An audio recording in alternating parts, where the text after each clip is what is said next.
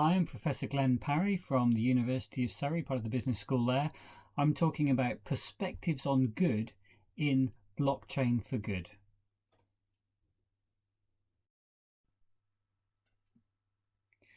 In this talk, I'll be going through Perspectives on Good in Blockchain for Good, paper published in Frontiers in Blockchain.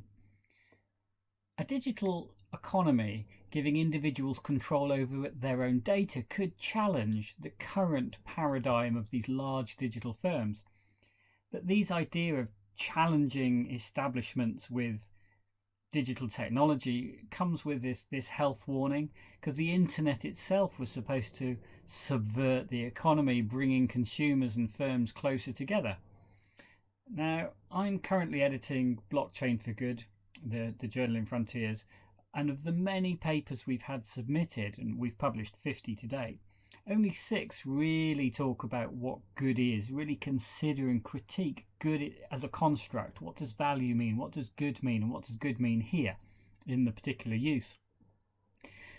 I think engaging in a deeper ontological, epistemological consideration of, what is good for my business, or, in the case I'm studying, how is it created with individuals, with organization and society? Because without such detailed consideration, this new distributed digital economy may just duplicate the current paradigm, the dominant actors. There may be different dominant actors, but it'll all be the same old, same old.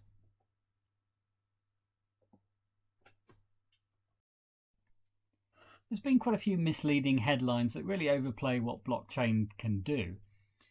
I mean, talking about solving world hunger or making poverty obsolete, changing the future of healthcare, or even saving the world is perhaps overstating what we can do. But blockchain does have a lot of strengths.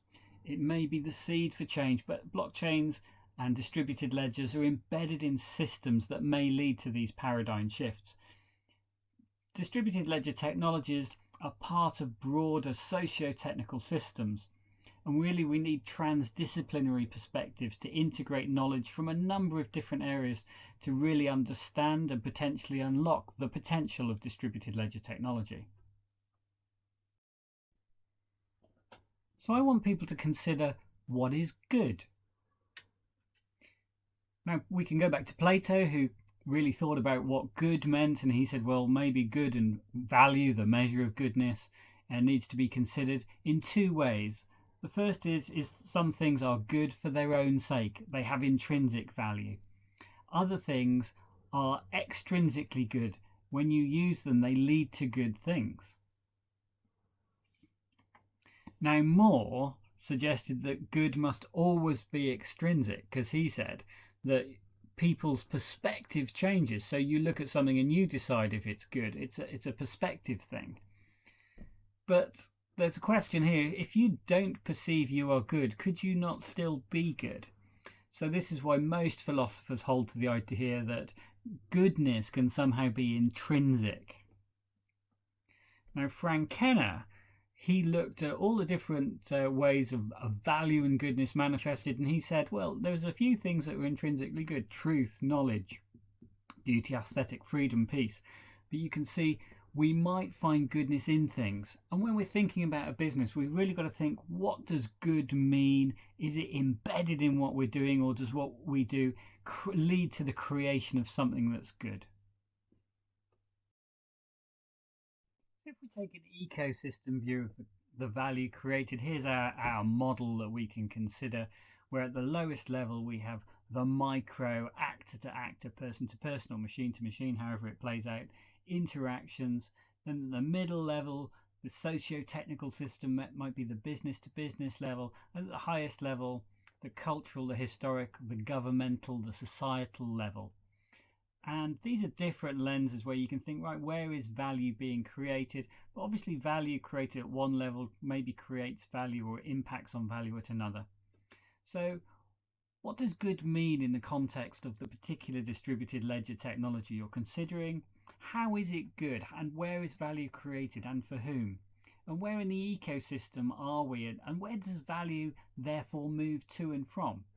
And are the data needs balanced against individual or governance needs?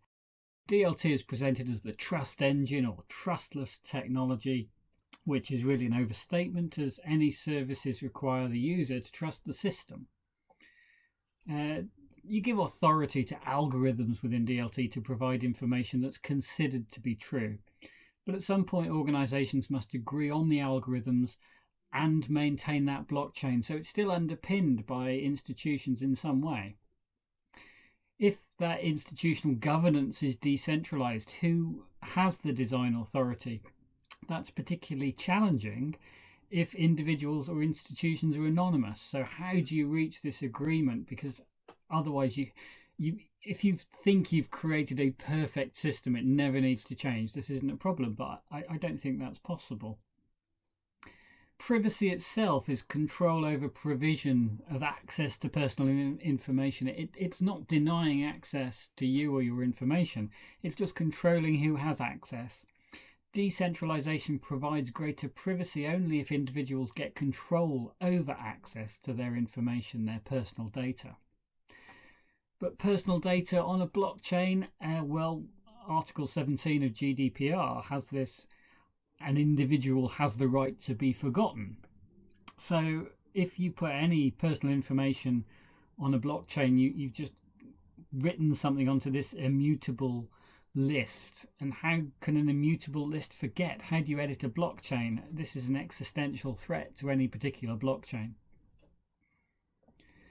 DLT is not really a storage technology, but it underwrites the data in integrity and promotes trust. That's what it's really good for.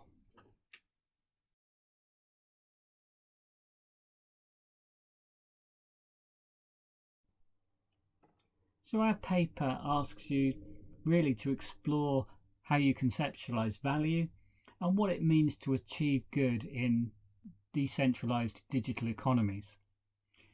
Ideally, researchers and businesses should examine the socio-technical system. How does the technology embed and engage with people, with communities, with government and regulations? Where's value created for whom, and how does it transfer between those things, with considering issues of trust and privacy? And we really need people to be transdisciplinary, able to work outside their own specialist discipline to look at the technical and the social questions that need to be asked if we're going to achieve some form of sustainable, fair and prosperous digital economy. Hopefully this is an interesting paper and you'll be able to read it and engage it, and obviously do get in contact with us.